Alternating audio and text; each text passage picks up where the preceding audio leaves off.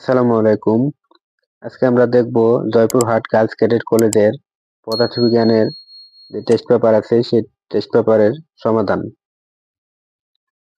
১ নম্বর প্রশ্ন বলা আছে, একটি ক্রিকেট বল ঢালু তল বেয়ে গড়িয়ে পড়লে কোন ধরনের ঘর্ষণ সৃষ্টি হয়? সেটি হচ্ছে আবর্ত ঘর্ষণ, চাকার ঘর্ষণ, আমরা জানি আবর্ত ঘর্ষণ। ২ নম্বর প্রশ্ন, যদি প্রধান স্কেল পাঠ ৭ সেন্টিমিটার হয় এবং এই ভার্নিয়ার স্কেল পাঠ ২ মিলিমিটার হয়, ভার্নিয়ার ধ্রুবক 0.1 মিলিমিটার, কোন পরিমাপটি সঠিক? তাহলে আমরা সূত্র জানি L সমান m plus v into b c. এক্ষেত্রে v ইন্টু বিসি এই পুরোটুকু মিলে হচ্ছে আমাদের ভার্নিয়ার স্কেল পাঠ। তাহলে প্রধান স্কেল পাঠ দেওয়া আছে 7 সেন্টিমিটার এবং ভার্নিয়ার স্কেল পাঠ দেওয়া আছে 2 মিলিমিটার। তাহলে ভার্নিয়ার ধ্রুবকটি এখানে লাগবে না। হচ্ছে 2 মিলিমিটার। সেন্টিমিটার আর মিলিমিটার যোগ করা যায় না, এই জন্য আমরা মিলিমিটারকে সেন্টিমিটার বানিয়ে নিব। তাহলে 2 মিলিমিটার সেন্টিমিটার বানাইতে গেলে 10 দ্বারা ভাগ দিতে হবে। 10 দ্বারা ভাগ দিলে হবে 0.2 সেন্টিমিটার। তাহলে এটাকে যদি আমরা যোগ করি তাহলে এটা হবে আমাদের 7.2 সেন্টিমিটার। এটি হচ্ছে এই প্রশ্নের উত্তর। তাহলে 7.2 সেন্টিমিটার, এটা হচ্ছে এই প্রশ্নের উত্তর। 3 নাম্বার যদি দেখি যে প্রকৃতিতে ইউরেনিয়ামের পরিমাণ কত, এটা আমাদের মুখস্থ, সেটা হচ্ছে 0.7%।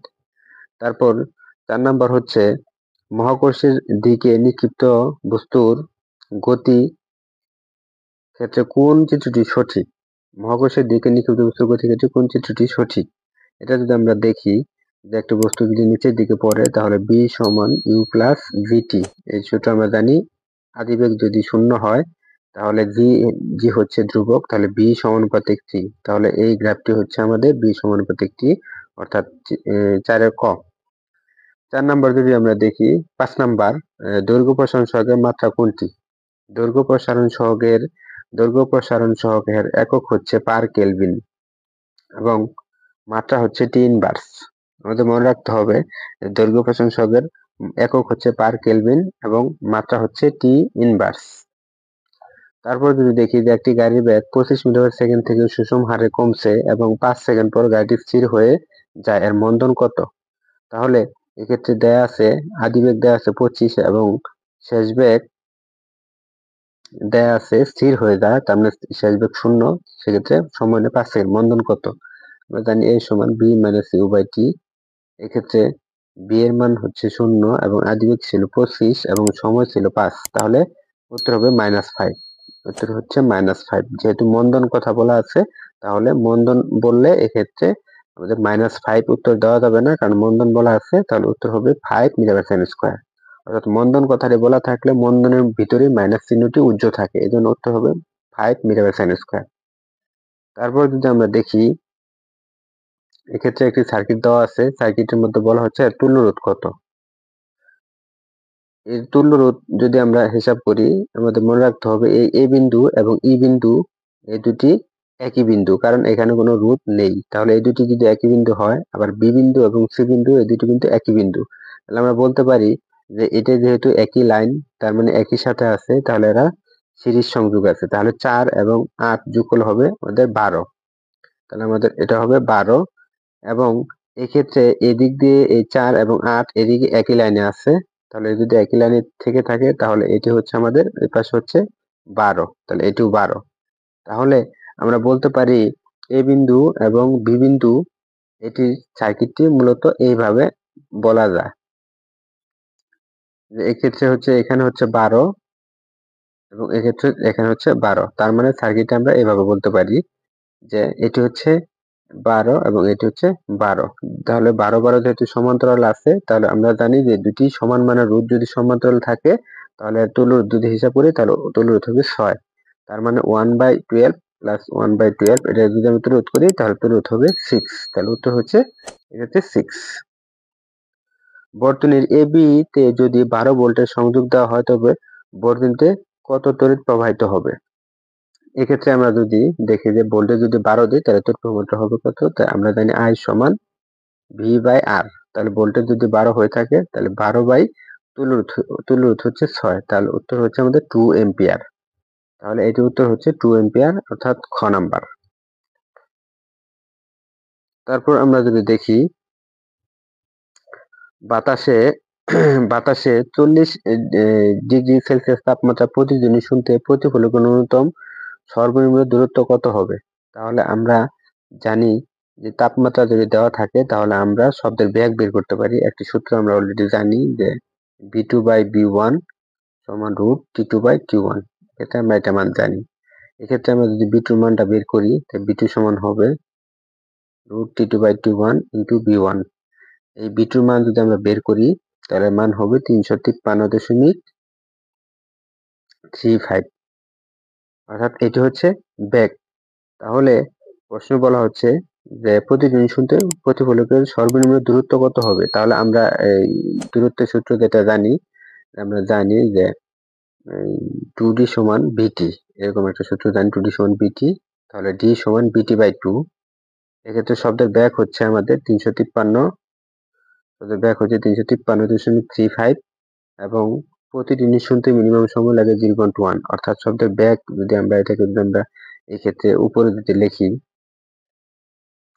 d সমান vt/2, শব্দের বেগ হচ্ছে 353.35 এবং প্রতিধ্বনি শুনতে সময় হচ্ছে 0.1 ভাগ হচ্ছে 2। এটাকে যদি আমরা ভাগ দেই তাহলে আমরা এই d এর মান পাবো 17.8 মিটার। অর্থাৎ 17.8 মিটার হচ্ছে আমাদের এই প্রশ্নের উত্তর, অর্থাৎ এই হচ্ছে ক নাম্বার। তারপর যদি দেখি একটি চিত্রে দেওয়া আছে, চিত্রের মধ্যে পাত্রের তলায় কত চাপ অনুভূত হবে? পাত্রের তলায় কত চাপ অনুভূত হবে? তাহলে আমরা জানি যে চাপ P সমান H ρg। এক্ষেত্রে H এর মান হচ্ছে 0.2 আর রো হচ্ছে 1000, এর মান হচ্ছে 9.8। এটা যদি গুণ করি তাহলে হবে আমাদের 1960 প্যাসকেল।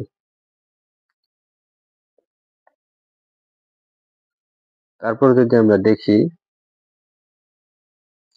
যদি পাত্রের মুক্ততলে বল প্রয়োগ করা হয় তবে এই বল চাপ প্রয়োগ করবে শুধু পাত্রের তলা, শুধু পাত্রের বক্রতলে, পাত্রের সব দিকে। আমরা জানি যে পাত্রের সব দিকে বল প্রয়োগ করে। তাহলে তরল সবসময় পাত্রের সব দিকে বল প্রয়োগ করবে। তাহলে উত্তর হবে শুধু 3 নাম্বার, অর্থাৎ শুধু 3। এখানে অপশনে ভুল আছে, উত্তর হবে শুধু 3 নাম্বার। তারপর যদি দেখি যে প্রশ্ন হচ্ছে 12, 10 গ্রাম পানির তাপমাত্রা 1 কেলভিন বাড়াতে কত তাপের প্রয়োজন হবে? আমরা একটা সূত্র জানি যে তাপের প্রয়োজন Q সমান mF ডেল থিটা, এরকম সূত্র জানি। তাহলে m এর মান হচ্ছে 10 গ্রাম। 10 গ্রামকে যদি আমরা কেজি করি তাহলে 10 ভাগ 1000, 10 ভাগ 1000 গুণন S হচ্ছে 4200 আর তাপমাত্রা পার্থক্য হচ্ছে 1। তাহলে 4200 10 ভাগ 1000 যদি আমরা ভাগ দেই তাহলে এটি উত্তর হবে 42 জুল। এটির উত্তর হবে আমাদের 42 জুল, যেটা আমাদের অপশনে নেই। যেহেতু আমাদের অপশনে নেই তাহলে উত্তর এটা ভুল দেওয়া আছে 12 নম্বর কোশ্চেনে। তারপর বলা আছে 13 নম্বর, একটি বস্তু 10% পানিতে ডুবে থাকে তার ঘনত্ব কত? যদি এই ধরনের যদি কোনো প্রশ্ন থাকে যে একটি বস্তু 10% পানিতে ডুবে আছে তার ঘনত্ব কত, তাহলে আমরা পানির যে ঘনত্ব, পানির ঘনত্ব এর সাথে যত পার্সেন্ট বলা থাকবে তত পার্সেন্টকে গুণ দিয়ে দিব। তাহলে 10%, 1000 এর 10% যদি করি তাহলে আমাদের 200 কাটা, তাহলে সেক্ষেত্রে উত্তর হবে আমাদের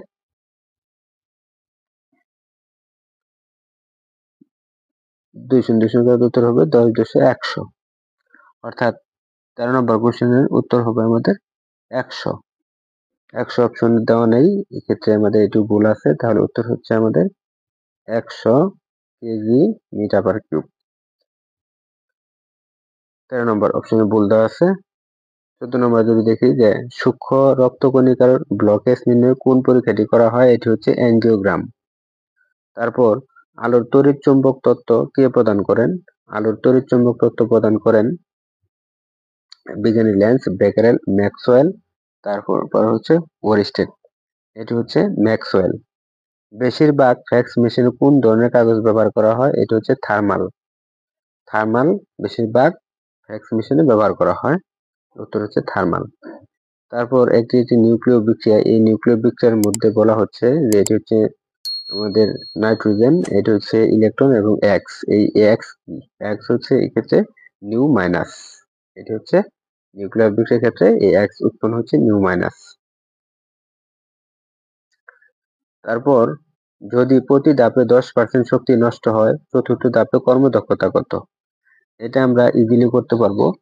চতুর্থ ধাপে কর্মদক্ষতা কত? প্রতি ধাপে 10% শক্তি নষ্ট হয়, তাহলে প্রথম ধাপে নষ্ট হবে আমাদের 10, থাকবে আমাদের 90। তারপর দ্বিতীয় ধাপে যদি আমরা দেখি, দ্বিতীয় ধাপে 90 থেকে 90 এর 10% মানে 9, থাকবে 81। তৃতীয় ধাপে 81 এর 10% হচ্ছে 8.1, থাকবে আমাদের 72.9। তারপর চতুর্থ ধাপে 72.9 থেকে এর 10% চলে যাবে 7.29 এবং থাকবে আমাদের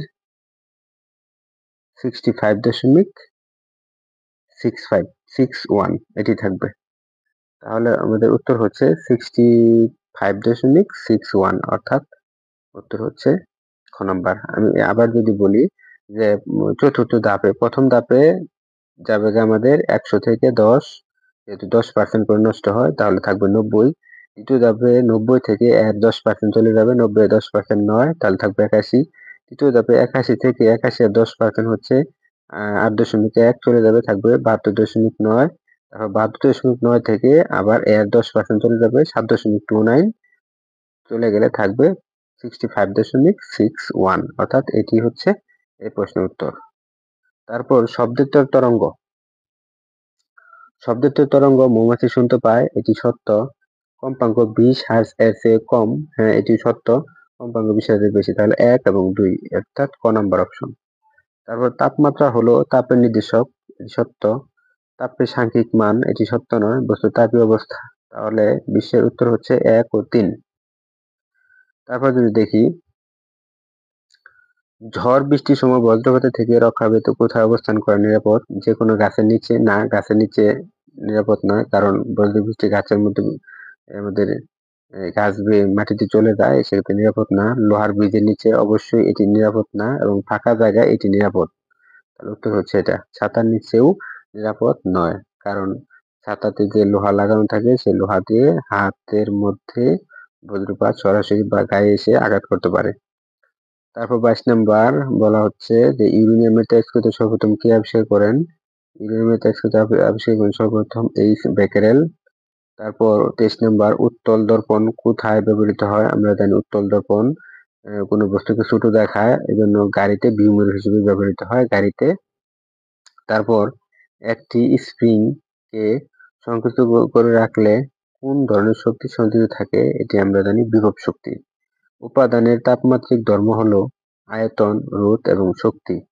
উপাদানের তাপমাত্রিক ধর্ম হচ্ছে আয়তন এবং রোধ, অর্থাৎ তাপমাত্রা দিলে কোনো বস্তুর আয়তন বাড়তে পারে এবং তাপমাত্রা বাড়লে কোনো বস্তুর রোধ বাড়তে পারে। এই জন্য আমরা বলবো যে উপাদানের তাপমাত্রিক ধর্ম হচ্ছে আয়তন এবং রোধ এবং শক্তি, এটি সঠিক নয়, তাহলে 1 এবং 2, অর্থাৎ এক্ষেত্রে প্রশ্নের উত্তর হচ্ছে আমাদের ক নাম্বার। ধন্যবাদ সকলকে। পরবর্তী ভিডিও পাওয়ার জন্য সকলকে পুনরায় আমন্ত্রণ জানিয়ে এখানে শেষ করছি। আল্লাহ হাফেজ।